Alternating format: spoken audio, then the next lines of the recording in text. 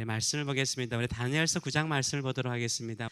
주여 구하옵나니 주는 주의 공의를 따라 주의 분노를 주의 성 예루살렘 주의 거룩한 산에서 떠나게 하옵소서. 이는 우리의 죄와 우리 조상들의 죄악으로 말미암아 예루살렘과 주의 백성이 사면에 있는 자들에게 수치를 당합니다. 그러하온즉 우리 하나님이여 지금 주의 종의 기도와 간구를 들으시고 주를 위하여 주의 얼굴빛을 주의 황폐한 성소에 비추시옵소서. 나의 하나님이여 귀를 기울여 들으시며 눈을 떠서 우리의 황폐한 상황과 주의 이름으로 일컫는 성을 보옵소서. 우리가 주의 앞에서 간구하옵는 것은 우리의 공의를 의지하여 하는 것이 아니요 주의 큰 공의를 의지함이니이다. 주여 들으소서. 주여 용서하소서. 주여 귀를 기울이시고 행하소서. 지체하지 마옵소서. 나의 하나님이여 주 자신을 위하여 하시옵소서. 이는 주의 성과 주의 백성이 주의 이름으로 일컬은 바 됨이니이다. 아멘. 오늘 이 말씀을 가지고 수치와 회복 사이에서 나는 어떻게 해야 되는가, 수치와 회복 사이에서 나는 어떻게 해야 되는가라는 제목으로 같이 은혜를 나누기로 원합니다. 혹시 수치를 당해본 적이 있습니까? 나를 무시하는 모욕을 당해보신 적이 있습니까? 경제적인 어려움으로 해서 수치와 어려움을 겪어본 분도 계실 것입니다. 또 질병이라든지 인간 간의 갈등을 통해서 수치와 무시를 당해본 적도 있을 것입니다. 그러나 하나님의 자녀라면 반드시 하나님께서 그 수치에서 회복시켜 주실 줄 믿습니다. 그 무시와 멸시에서 반드시 회복시켜 주실 줄 믿습니다. 우리가 믿는 우리 하나님은 우리가 반드시 회복되도록 역사하신다라고 약속하고 있습니다. 우리가 수치에서 회복시키시는 하나님의 이 약속을 믿는다면 우리는 그 수치와 회복 사이에서 어떻게 행해야 될까요? 하나님의 회복의 약속이 이루어질 때까지 우리는 어떤 삶의 모습을 가지고 주 앞에 나아가야 될까요? 오늘 이 다니엘서의 말씀을 보게 되면 회개하며 기다리라 라고 말하고 있습니다. 회개하면서 하나님의 회복의 때를 기다리라 라고 말을 하고 있어요. 하나님께서 회복하실 때 그 귀한 회복의 은총을 담을 수 있는 그릇으로 준비하라 라고 말씀을 하고 있습니다. 예를 들면 집에서 요리하는 어머니가 있습니다. 가족을 위해서 아주 값지고 고귀하고 맛있는 음식을 정성껏 준비하였습니다. 이제 이 음식을 가족들에게 나누어 주려고 합니다. 그런데 이 음식을 담을 만한 그릇이 찾아봤는데 모든 그릇이 다 싱크대에 있는 거예요. 아직 식지 않아서 음식 찌꺼기가 그대로 남아있는 것입니다. 여러분 어떻게 하실 것입니까? 맛있는 음식을 가족들에게 주기 위해서 어떻게 하실 것입니까? 싱크대에 있는 그 더러운 그릇을 살짝 몰래 그대로 가져와서 거기에 그 귀한 음식을 그 더러운 그릇에 담을 것입니까? 그럴 부모는 한 사람도 없을 것입니다. 저 그릇을 깨끗하게 씻을 것입니다. 깨끗하게 닦아서 거기에 귀한 것을 담을 것입니다. 저희 여러분 하나님의 회복의 은혜가 있을 것을 믿는 성도입니다. 하나님께서 그 귀한 은총의 선물을 우리에게 주실 것입니다. 그러면 그것을 받으려면 우리는 어떻게 해야 돼요? 깨끗하게 해야 됩니다. 정결하게 해야 돼요. 그래서 하나님께서 나를 반드시 회복시켜 주시고 그 수치와 모욕과 어려움 속에서 나를 반드시 일으켜 세워주실 것이라고 믿는 성도는 어떤 사람이어야 돼요? 반드시 자신을 정결하게 해야 돼요. 받을 만한 그릇이 될 정도로 정결하게 하시는 저와 여러분이시길 축원합니다. 이것을 가장 잘 아는 사람이 누구였을까요? 다니엘이었어요. 다니엘은 반드시 하나님께서 이스라엘 백성들의 예루살렘을, 그 황폐한 예루살렘을 회복하실 것이라는 약속의 말씀을 보고 난 다음에 그가 하는 행동은 무엇입니까? 그때를 기다리면 되겠지 이렇게 생각하지 않아요. 그 약속의 때에 이를 때까지 어떻게 해요? 오늘 본문을 보게 되면 기도하잖아요. 회개하며 기도하는 모습을 보여주고 있습니다. 다니엘이요 에레미야서 성경을 보게 되는데요, 후반기에 봐요. 인생의 후반기에 보게 됩니다. 바벨론에 살았기 때문에 에레미야가 쓴 에레미야 성경을 받기가 오랜 세월이 걸렸던 것 같아요. 여러분도 알다시피 이 에레미야는 유다의 마지막이잖아요. 나중에 애굽으로 도망갔던 사람들이 에레미야를 데리고 가요. 그래서 이 에레미야서가 종합적으로 쓰여진 시기는 아마 애굽이었을 것으로 봐요. 이 애굽에서 바벨론까지 오는데 많은 시간이 걸린 거죠. 그때서야 에레미야서를 보게 된 것입니다.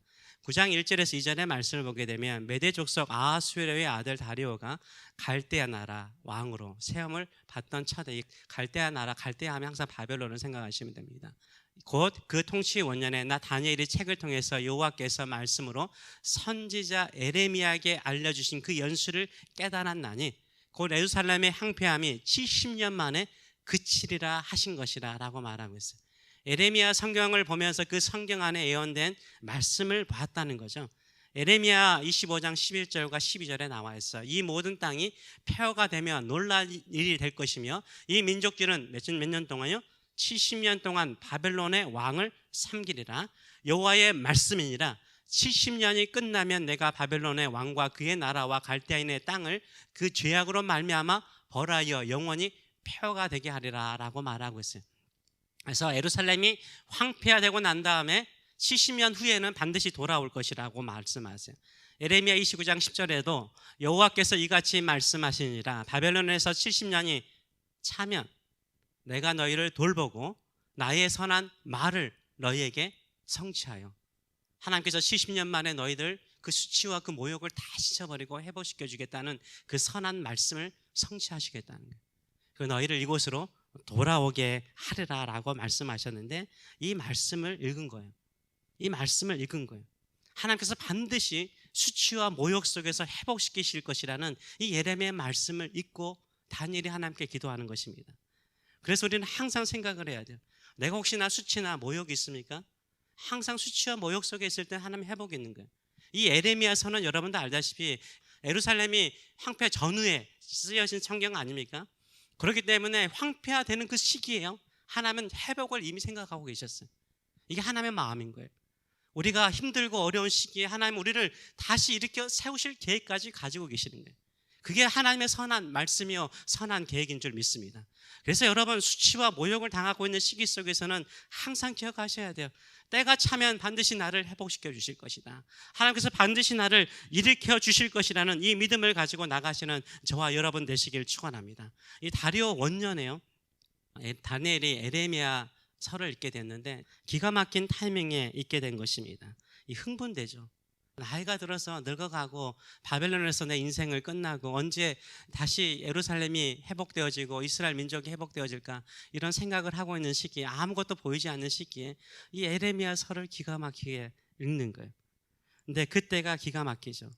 그때가 언제였냐면, 여러분도 계산하면 다니엘이요, 이 성경책을 읽을 때가 다니엘이 지금 70년이 거의 차가거든요. 그래서 한 68에서 69년으로 봐요. 다니엘이 포로로 끌려간 68에서 69년인데, 그러면 다니엘이 첫 포로로 끌려왔을 때가 소년으로 끌려오거든요.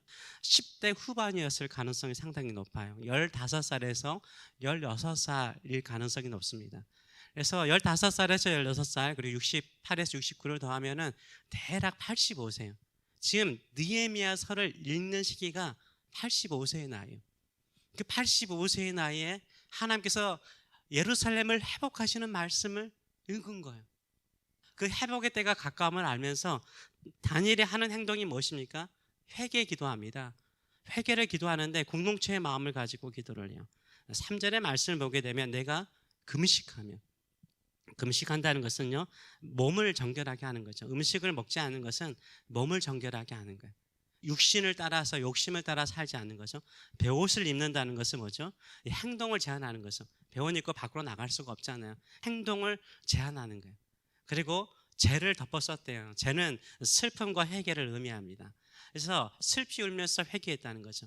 그래서 주 하나님께 기도하며 간구했다는 거예요. 하나님께만 포커스를 두고 하나님만 바라보고 기도했다라고 말을 하고 있습니다. 이스라엘 나라의 회복이 이루어지는 것을 보고요, 다니엘이 감사하고 찬양하기 전에 뭐 하고 있어요? 회개하고 있어요. 회개하고 있는 모습을 보여주고 있습니다. 20절에도 이렇게 말해요. 회개할 때 그러면 유대인들이 죄를 범한 사람들의 죄만을 위해서 기도했을까요? 20절의 말씀을 보게 되면 이 기도를 마칠 때 이렇게 말하며, 내가 이같이 말하여 기도하며, 누구 죄요? 내 죄가 누굴까요? 다니엘의 죄예요. 다니엘의 죄와 내 백성의 죄를 자복했다라고 말을 하고 있습니다. 그런데 이 다니엘은 어떤 사람이었어요? 85세가 돼도요, 그는 습관을 따라 매일 3번씩 기도하는 사람이에요. 그 기도하는 습관 때문에 어떻게 됐어요? 사자굴에 들어가서 죽을 뻔했잖아요. 평생을 기도하는 사람이었어요. 경건한 사람이었어요. 또한 나이가 85세가 되었음에도 불구하고 예레미야 서를 구해서 읽을 정도로 뭘 가까이 하는 사람이요? 성경을 가까이 하는 사람이었어요. 매일 성경을 읽고 성경을 묵상하고 그 말씀대로 사는 사람이었고 기도하는 사람이었어요. 다니엘만큼 경건한 사람은 없는 거예요. 그럼에도 불구하고 다니엘은요, 자기 죄를 고백하고 있어요. 여러분도 알다시피 에스겔서 14장 14절을 보게 되면 에스겔도 포로로 끌려온 사람이거든요. 그 에스겔도 많은 환상을 본 사람이에요. 근데 에스겔이 말하기를 의인을 세 사람을 언급하는데 에스겔서 14장 14절을 보게 되면 그 당시에 널리 알려졌던 의인들이에요. 세 사람이 나옵니다. 비록 노아와 다니엘과 욥 이 세 사람이 거기에 있을지라도 그들은 자기의 공의로 자기의 의로움으로 자기의 생명만 건질 것이라 나 주 여호와의 말이니라. 자기의 생명을 건질 만큼 의롭게 산 사람이 세 사람 나오는 거예요. 노아와 다니엘과 욥이었어요. 다니엘이 얼마나 경건한 사람이고 의로운 사람인가를 우리가 알 수 있어요. 그럼에도 불구하고요, 다니엘은 자기의 죄를 고백해요. 왜 그렇습니까? 자기도 거기에 속한 사람이기 때문인 거예요. 공동체의 마음을 가지고 기도하는 모습을 보여주고 있습니다. 우리도 그런 마음이잖아요. 다니엘은요, 유대인 가운데 자기도 한 유대인이고 하나님의 심판을, 하나님의 징벌을 받는 사람 가운데 자신도 한 사람이라고 생각을 했어요. 우리도 그런 말 하지 않습니까? 한 배를 탔다고. 그렇죠? 한 배를 탔는데 유대인이라는 한 배를 탔잖아요. 한 배를 탔는데 배가 침몰해요. 거기에서 아무리 의롭게 살아도 같이 죽는 거잖아요. 그렇잖아요. 그런 마음이었어요. 함께 수치를 당하고 있잖아요. 함께 모욕을 당하고 있잖아요. 그런데 나는 의롭게 살았다고 해서 너희들과 다르다 이런 생각하지 않았어요. 함께 수치와 모욕을 70년 동안 당하고 있는데 이 수치와 모욕을 당하는 모든 원인은 다 함께 있다는 거예요. 구별하지 않았어요. 누구에게 잘못이 있다, 책임이 있다 전가하지 않았어요. 함께 있다는 거, 함께. 그래서 함께 나의 죄를 자백하며 고백하고 있는 모습을 보여주고 있어요. 그러면 이스라엘 백성들이 지은 죄는 뭘까요? 하나님께 대항하는 죄죠. 하나님을 대적하는 죄예요. 주여, 공의는 주께로 돌아가고 수치는 우리 얼굴로 돌아옴이 오늘과 같아서 유다 사람들과 예루살렘 거민들과 이스라엘에 가까이 있는 자들이나 먼 곳에 있는 자들이나 다 주께서 쫓아내신 각국에서 수치를 당하여 싸우니. 읽으면서 계속해서 수치라는 단어가 많이 나오잖아요. 이는 그들이 주께 범죄하였음입니다. 주여, 수치가 우리에게 돌아오고 우리의 왕들과 우리의 고관과 조상들에게 돌아오는 것은 우리가 주께 범죄하였습니다. Against you. 하나님을 향하여서 주 우리 하나님께서는 긍휼과 용서하심이 있사오니 이는 우리가 주께 패역하였습니다. Against him. 하나님께 계속해서 대항했다는 거예요.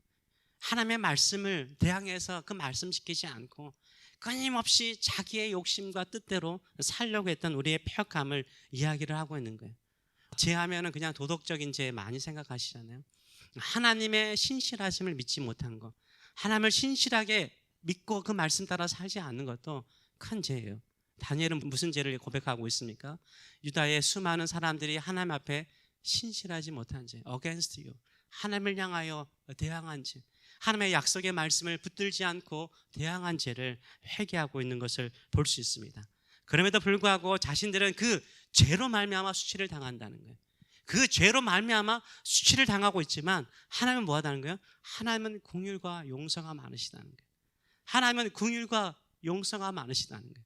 그래서 지금 기도하는 것도 다니엘의 의로움을 붙들고 기도하는 게 아니라는 거예요.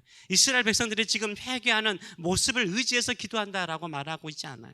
18절의 말씀을 보게 되면 이렇게 말하죠. 우리가 주 앞에 간구하옵는 것은 우리의 공의를 의지하여 하는 것이 아닙니다. 우리의 어떤 떳떳한 모습을 가지고 구하는 것 아닙니다. 다시 한번 읽어보겠습니다. 주의 큰 긍휼을 의지함이니이다. 아멘. 하나님의 크신 긍휼하심을 의지해서 회복의 때가 가까우는데 속히 그 은혜를 베푸소서, 속히 그 은총을 베풀어 주시옵소서라고 기도하고 있는 거예요. 속히 응답해 달라고 간구하고 있어요. 이 하나님의 의로움, 하나님의 긍휼하심이 크심을 믿기 때문에 19절 보게 되면 주여 들으소서, 주여 용서하소서, 주여 귀를 기울이사 행하소서, 지체하지 마소서, 나의 하나님이여 주 자신을 위하여 하시옵소서. 단문으로 계속, 영어 보면 알잖아요. 단문으로 한 단어로 계속해서 하나님께 재촉을 하고 있어요. 용서하시고 우리의 죄를 용서하시고 하나님의 회복의 때가 가까워 싸우니 그 은혜를 받을 수 있는 자들로 삼아 주시옵소서. 주의 이름으로 일컫는 백성들을 주의 백성답게 만들어 주시옵소서. 이 땅에서 수치와 모욕을 당하는 주의 백성들을 회복시켜 주시옵소서. 간절히 기도하고 있는 것을 볼 수 있습니다. 이게 우리의 마음이길 원합니다. 저는 오늘 저와 여러분에게 이 다니엘의 기도를 통해서 도전하는 줄 믿습니다. 얼마나 황폐화되었습니까? 크리스찬 예수를 믿는 거, 교회를 다니는 거.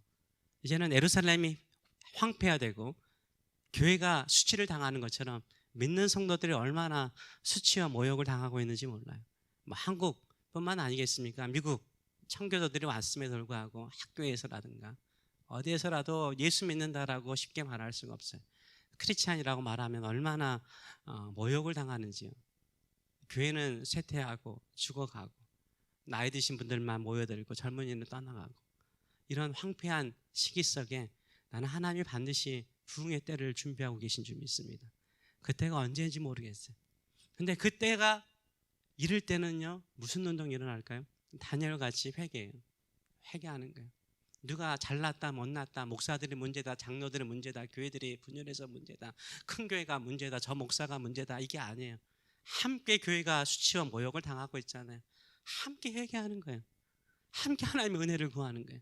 하나님, 우리는 부족하고 연약하고 주님 말씀대로 온전하게 살지 못하고 빛과 소금의 역할을 감당하지 못하여서 이 땅에서 수치와 모욕을 당하고 있지만 하나님은 자비로우시고 용서를 베푸시길 기뻐하시고 그의 사랑하는 백성들을 위해서 일하시는 하나님이시오니 우리를 회복시켜 주시옵소서. 주여, 우리의 기도를 들으소서. 우리를 용서하소서. 우리에게 길을 기울이소서. 주께서 하시고자 하는 그 선한 일을 행하여 주시옵소서. 지체하지 마시옵소서. 이런 심령을 가지고 기도하시는 저와 여러분 되시길 축원합니다. 그때 하나님께서 반드시 그 회복의 때가 가까움을 아시고 우리를 회복시켜 주실 줄 믿습니다. 이런 믿음을 가지고 기도하시는 저와 여러분 되시길 축원합니다. 하나님께서 반드시 그 약속대로 회복시켜 주실 줄 믿습니다. 그 회복의 날까지 나 자신을 살피시는 저와 여러분 되시길 축원합니다.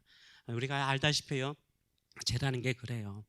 죄가 많은 사람은요, 죄에 둔감해요. 내가 죄에 둔감해졌다는 것은요, 죄가 많기 때문이에요. 죄에 민감한 사람은 어떤 사람인가요? 죄가 없는 사람, 이제 없거나 작은 사람이 없기 때문에 한두 개가 너무나 크게 보이거든요. 우리의 삶 속에 얼마나 여러분의 삶 속에 회개가 있는지요. 회개가 많다는 것은요, 그만큼 내가 거룩하고 깨끗하게 살고자 하는 마음이 있는 거예요. 근데 회개가 없다는 건 뭐예요? 내가 죄에 둔감해진 거예요. 죄가 많기 때문에. 쓰레기가 널려져 있으면 그 쓰레기에 민감해지지 않잖아요. 당연히 있나 보다. 이제 하나님의 회복의 때, 부흥의 때가 가까운 줄 믿습니다. 그 전에 우리 함께 우리의 죄뿐만 아니라 우리 모든 교회의 죄들과 우리 믿는 성도들의 죄를 잡아가는 심령을 가지고 주께 나가시길 축원합니다. 반드시 부흥과 회복의 역사를 이루어 주실 줄 믿습니다. 이 믿음을 가지고 살아가시는 저와 여러분 되시길 축원합니다. 아멘. 기도하겠습니다. 우리 시간에 같이 한번 기도하기로 합니다. 다니엘은 바벨론에 끌려온 지 한 68년, 69년 되었어요. 아직도 흩어진 이스라엘 백성들, 또 예루살렘은 황폐함은 그대로 있는 거예요. 소망도 없어 보이잖아요. 무능력해 보이잖아요. 아무것도 할 수 없어 보이잖아요. 다 예루살렘이나 예루살렘에 가까운 곳이나 예루살렘에 떨어진 곳이나 바벨론에 흩어지는 모든 사람들이, 하나님의 백성들이 수치를 당하고 있어요. 수치를 당하고 있어요. 언제 하나님께서 이 수치의 소리를 회복시켜 주실까? 사모했는데 에레미야 말씀을 보면서 70년이 되면 회복하실 것이라고. 수치와 모욕 속에 우리를 버려두시는 것처럼 보이신 하나님께서는 이미 그 전에 이미 미리 회복의 때를 준비하시면서 약속하셨어요. 선한 말씀을 하셨어요. 혹시 여러분의 삶 속에 수치를 당하고 있습니까? 멸시를 당하고 있습니까? 무시를 당하고 있습니까? 마음이 괴롭습니까? 도저히 이 수치에서, 이 멸시에서 내가 벗어날 수 없다라고 생각하십니까? 그것을 허락하신 하나님은요, 회복을 이미 약속하고 계세요. 이 회복의 때를 바라본다면 우리가 뭐하고 사시겠습니까? 그때만 기다리겠습니까? 하나님, 내가 그 회복의 은총을 담을 수 있는 그릇 되기를 원합니다. 깨끗한 그릇 되기를 원합니다. 나의 불신앙을, 나의 믿음 없음을 용서하시고 하나님의 그 거룩함을 담는 그릇 되게 하여 주시고 그 수치와 모욕을 다 씻어버리시고 영광의 찬으로 채우시는 하나님의 영광이 되는 저희 집안과 우리 교회가 될 수 있도록 성령의 충만함을 주시고 새로운 회복을 경험하는 우리 교회와 우리 가정들 될 수 있도록 축복하여 주시옵소서. 이런 사모하는 마음을 가지고 우리 한번 기도하겠습니다. 살아계신 하나님 아버지 은혜를 감사드립니다. 수치와 모욕은 영원하지 않습니다. 항상 하나님은 시간을 정하시고 고통의 시간과 어려움의 시간을 주십니다. 그러기에 오늘도 우리는 참고 견딜 수가 있습니다. 반드시 하나님께서 때가 차면 우리를 회복시키시고 더 좋은 곳으로 축복하실 것을 믿기 때문입니다. 그러기에 오늘도 겸손하고 낮아진 심령으로 회개하며 나갑니다. 우리의 믿음 없음을 용서하시고 하나님의 선하신 계획을 믿지 못하고 불평하고 원망하고 뒤돌아본 거 용서하여 주시고 늘 하나님만을 바라보고 은혜를 구하고 자비를 구하며 하나님께서 속히 행하소서 그 일을 이루소서 하나님께 기도하는 저희들의 삶들 될 수 있도록 축복하여 주시옵소서. 이제는 우리의 창조의 아버지가 되셔서 부흥의 세대를 일으키시는 하나님 아버지의 크신 사랑하심과 예수 그리스도의 그 놀라우신 십자가의 은혜를 통해서 하나님 앞에 담대히 나갈 수 있는 길을 열어주신 우리 주 예수 그리스도의 무한하신 은총과 오늘도 회복의 때가 가까울 때는 네 마음이 낮아지고 네 심령에 회개가 있고 네 마음속에 다짐이 있을 때 그 정결한 마음속에 성령이 임하고 회복이 임하고 은총이 임하고 크신 일이 이루어진다라고 말씀하시는 성령의 임재하심과 교통하심이 사랑하는 성도들 머리 위에 자녀들 머리 위에 영원토록 함께 하시기를 축원하옵나이다. 아멘.